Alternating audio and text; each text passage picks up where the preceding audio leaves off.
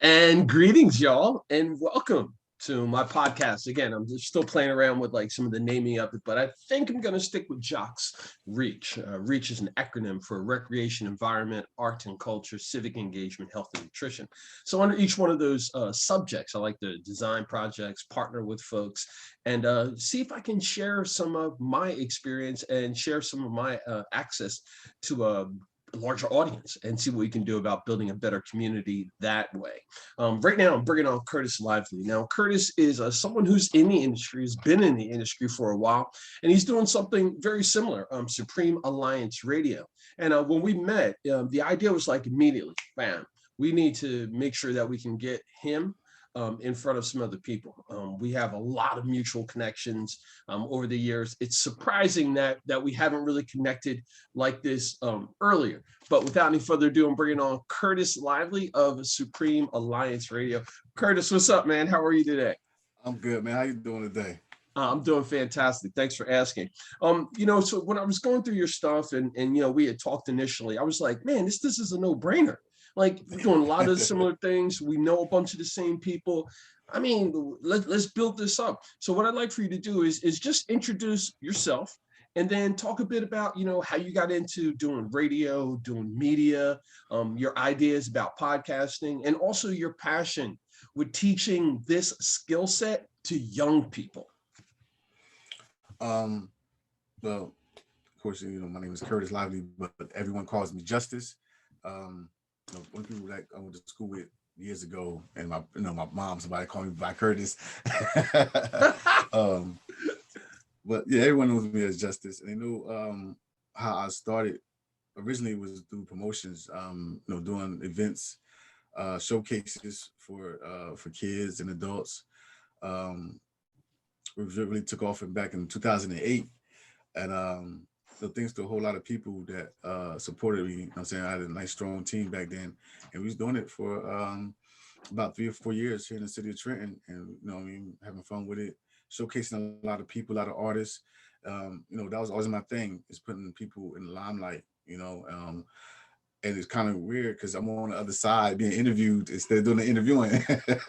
So it feels a little bit different right now, but that's what we started at, doing promotions, and then fast forward a little bit, in 2016, a friend of mine, Chill Gizzy from First Fan Radio, he invited me onto his station to do a show. And I was like, man, I'm not no host. I stutter when I talk. I don't like my voice the way it sounds. None of that. Like, you're like, wait, man, all the artists, all the people. You know what I'm saying? It'd be good. I'm like, all right, I gave it a try. Me, Black Collar Biz, and my cousin Eric, we put together the show Supreme Alliance Radio, and it was love. It took off. We were doing it for like approximately 3 years together, and like I said, we invited, we interviewed just about everybody, from the city, what I'm saying, outside the city. Like I said, it's all about showing love and support to the artists and people that's doing their thing in the city as well. So from there, there's always something weird that goes on in the industry. So sometimes you got to step off and do your own thing. So I decided to do a podcast because the radio show had kind of slowed down. So you know what? I know how to do this myself, basically, after I learned a lot from Chill. So I went and got my own equipment, my cameras, laptops, microphones and everything. So I started the podcast, which is now Global Unlimited Podcast, which I actually had an interview last night with a young man from Brooklyn. He's a basketball player, but he's a poet. So he just wrote his first book. So interviewed him last night, and so it was to the point where I was bouncing around doing a podcast. I had to find a place to do it at. From Starbucks when they first opened up, the little community room they have downtown. I was doing it there first, and then I ended up through a mutual friend. I met Miss Howard, and when I got to the center, I was like, oh man, this is perfect. And then as we began to talk, she was talking about the kids, and the light bulb went off. Like, oh snap, you know what? We can teach the kids. You know what I'm saying? Like I could learn, take what I learned and pass it on to the next generation, which is, always the best thing to do. And so they got their own podcast now. When we're able to do it, it's called Kids Speaks, was able to give the kids their own point of view on things, on what's going on in their community, what's going on in their own minds, and just letting adults know what's going on with them, period. Because, we had a tendency not to listen to kids because they're kids. So, I'm like, no, let's eliminate that problem. Let them speak and get their point of view being heard to everybody. So, and like I said, the love for it is just there. Like, I can never stop doing it. Once I started, I was like, I couldn't stop. Like, oh, you know what? I gotta keep on going. I gotta keep going. So, I want to jump in and say, we had talked, and that was something that we had, during our conversation, we had realized that, oh man, look, we're already connected. Like, you're the one who was doing that over at Howard's Healthy Choices across from Westminster. And then you were like, yeah, I think the kids even interviewed you. And I was like, yeah, that's right, they did. And I want to go back to that because I think as being someone who's a person of color, African American, we have always been, at least in my life, have always had chances to see things and experience some things, but they were like privileges. Like, you were fortunate enough to be able to go to this place or see this place. And that's even kind of how it was explained to me. Like, yo, you're really fortunate to be able to get there to do this. What you're doing with sharing this talent and this skill set with young people is fantastic, because I didn't know that this was an opportunity for me to have another career or to do something else. Now you're teaching, and I'm hoping to teach and share. Look, young people, you can get into this now. You can get into this when you're a teenager or when you're like preteen, and do this through your whole life as you evolve, as you grow, as you change, as you get new life experiences. Once you have your audience, you have your audience built in. Talk about your passion for children, please. Well, growing up in the city of Trenton, we always had, I came up in the 80s and the 90s.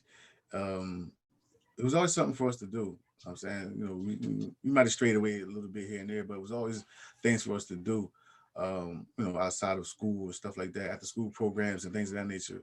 A lot of that stuff has been eliminated now. You know what I'm saying, you might have one or two groups, as far as like the Boys and Girls Club, or, a couple of community centers here and there that's actually doing something for the kids.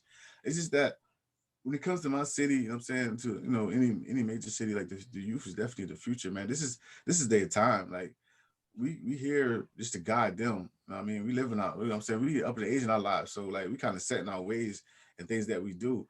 You know what I mean, and in order to make any changes, we gotta get to them first. You know what I'm saying, because without them, you know what I'm saying, everything's gonna just stay the same and it's constantly repeat the cycle. You know what I'm saying, we want to break the cycle. So, my love for the youth stems from my own children to somebody else's child, is seeing the best in them. You know what I mean? I love seeing a child express themselves in many different forms. You know what I'm saying? Art forms. Even anywhere from music to journalism to any type of creativity. You know what I'm saying? And I love seeing that. So I try my best to emphasize on it when I deal with children. You know what I'm saying? Like, you got a gift. You know what I'm saying? Take hold of that and run with it, because it's some things, like you said, we didn't know our path until later in life. You know what I'm saying? Because like, I could have started promoting when I was a teenager. You know what I'm saying? Doing events and parties then, but I didn't know it. You know what I'm saying? But when I see it in kids, I was trying, like, look, you got a talent, focus on it. You know what I'm saying? You're always going, make sure you got something to fall back on, but focus on that talent. You know what I'm saying? That's your gift to give to the world. You know what I'm saying? That's your God-given gift. You know what I'm saying? So I try to express to them, like, listen, you don't have to be limited to what you do in your life, So I'm also big on entrepreneurship. Like, start your own business. I mean, don't work for nobody else. If you got the opportunity to start your own business, do that. So I try to, express that as much as possible to my own kids and kids within the community as well. Curtis, you just touched on something, right? About us, it's our responsibility for the young people to make sure that we're taking this and we're sharing and giving it to them.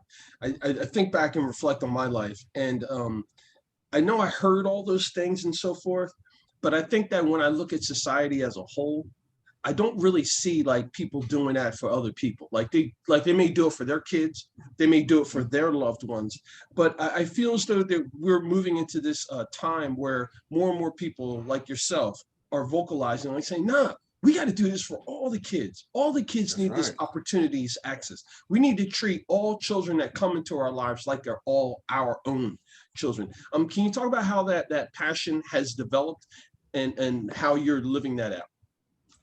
Like one of the ways, of course, like we spoke about is kid speaks. You know what I mean? Like I love I love podcasting, journalism, the radio show, and all that. So, um, like I said, about just sitting them down and showing them the not only the technical side, but I mean the journalism side, showing them the whole aspect of it. Like, listen, like you don't have to be in front of the camera if you don't want to. So you could be a producer. So you can produce the podcast. Or you could be a videographer. So teaching them is more aspects to it just besides just sitting in front of a camera and talking all day. There's more stuff to it. And like I said, this love that I have for it has helped me expand my growth and my knowledge about podcasting and being on online radio show to become a producer as well. So I take, like I said, I take what I learned and pass it on to them. And you see how like I spent to like basically you get it when you fit it. Like you said, if you feel like you could be in front of that camera, talking to people and what I mean, and interviewing people, you got that type of outgoing attitude. Boom, let's do that. Let's focus on that. If you want to be behind the camera, setting up the equipment, what I mean, make sure the sound is right. What I mean, make sure the cameras is right. Boom, let's focus on that. So you just like I said, giving them choices.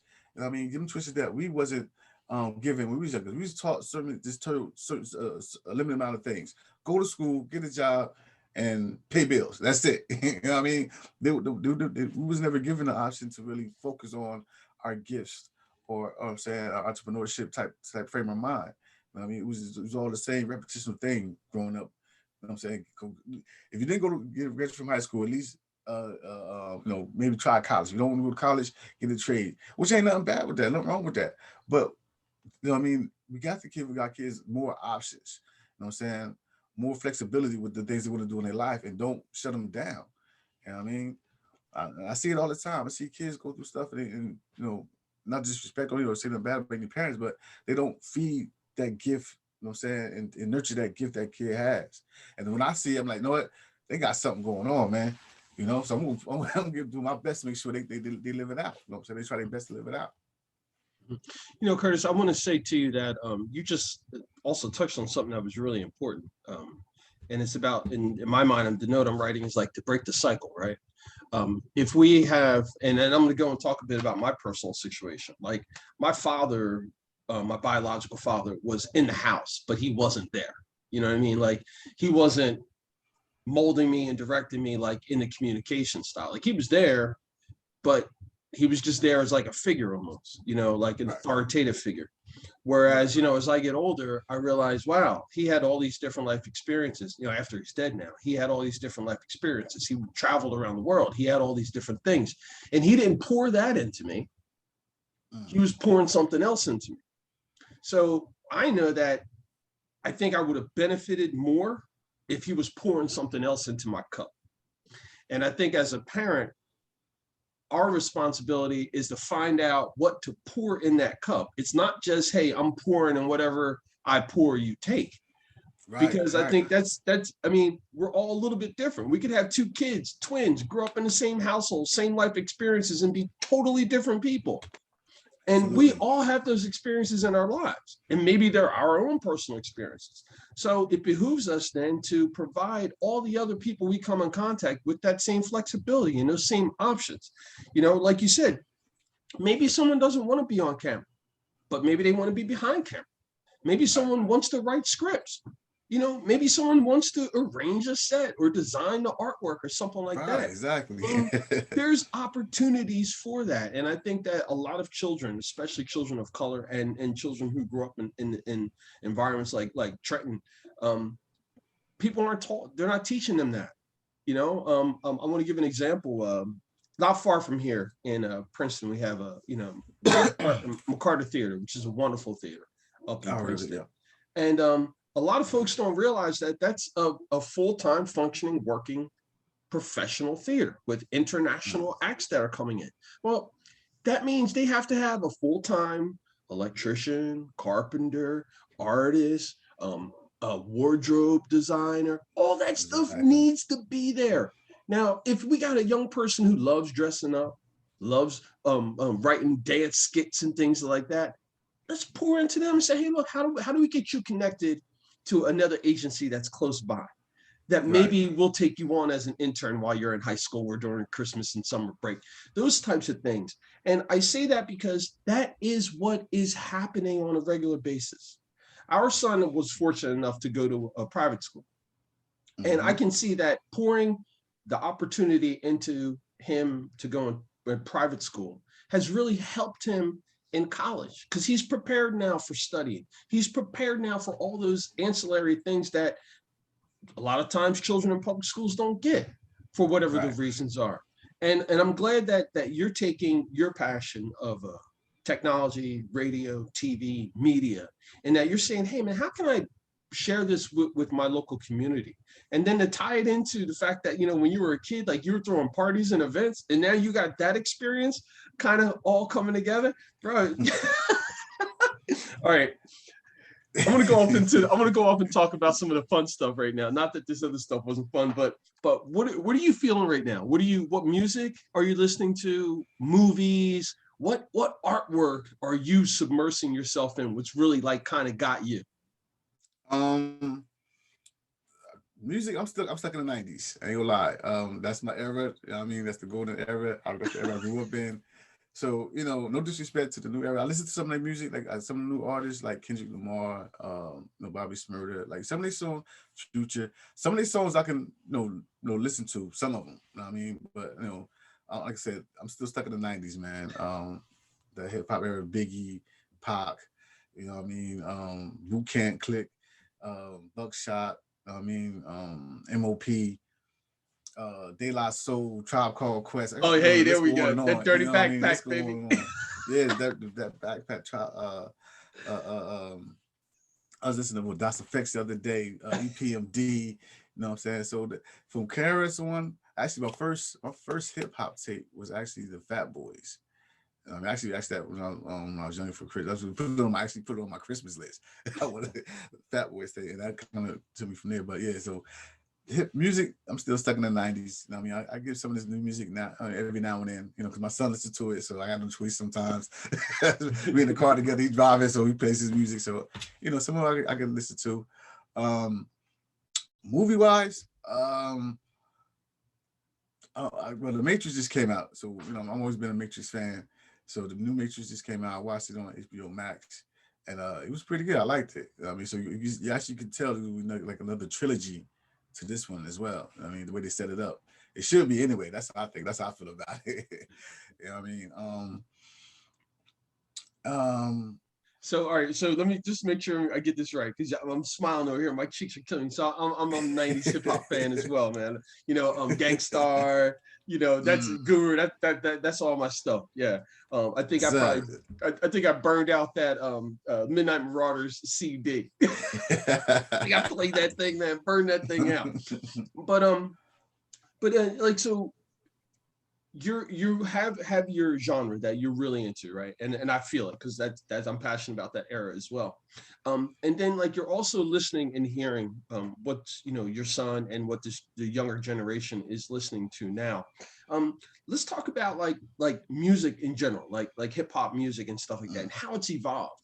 Because I think back to early Run DMC when we were kids, and then Public Enemy, and then, Roxanne Shante, all that stuff. And then where it is now, like hip hop and rap, so to speak, is everywhere. Everybody's rapping. everywhere. Country artists are rapping, you got dance rap. Can you just just talk about the genre and some of your thoughts about that? Well, I love hip hop. I always did. I'm saying I love it to this day. It's just that people gotta understand that it's just hip hop is just like any other art form or like matter of fact, it's like a child. It changes, it grows, and it changes. So you can never expect it to be the same as when you first heard it back in 1977 when it first came. Say with Cool Herc and all them. You know what I Yeah. mean? So you can't expect it to be the same as it is in 2022. You know what I mean? That's one thing I love about hip hop. that it constantly grows and it changes. You know what I mean? So you went from that era, you had, like I said, a Kumo, Dana Dane, um, uh, um, his name was tip of my tongue. Wild Wild West. Kumo D. Kumo D, you know what I'm saying? Yeah, that era, you know what I'm saying? Actually, Kumo D actually changed. He was like one of the forefronts of changing from that late 70s to early 80s era, with the, you know what I'm saying, with, you know, was actually more lyricism than left from Big Daddy Kane and KRS One and Rakim, MC Shan. That's what they came on after Kumo D. You know what I mean? And then of course Run DMC and all them. And then of course then you go over to the 90s where you get, another era. You know what I'm saying? It was more gangster. You know what I'm saying? It wasn't just partying. You know what I'm saying? It wasn't just happy music. You know what I'm saying? But the thing about hip hop, period, is like it's so universal. It's not just from one group of people. It's for everybody. You know what I'm saying? If you love it, it's for everybody. That's why so many genres or so many nationalities accumulate to it. You know what I'm saying? Like it's the love of the music. It's the love of the culture. You know what I'm saying? It's not just the, you know what I'm saying, the music itself, but it's the whole culture. So when people gravitate to something that we create, which always happens, you know, whenever we create something, people gravitate to it. You know what I mean, they got no choice but to love it. You know what I'm saying? I love the fact that it's $1 billion industry now, compared to where, you know, artists couldn't eat off of, which now they control their own masters. You know what I mean? They control everything they do. You know what I'm saying? And they just from it's just like not only just the music, but it's also the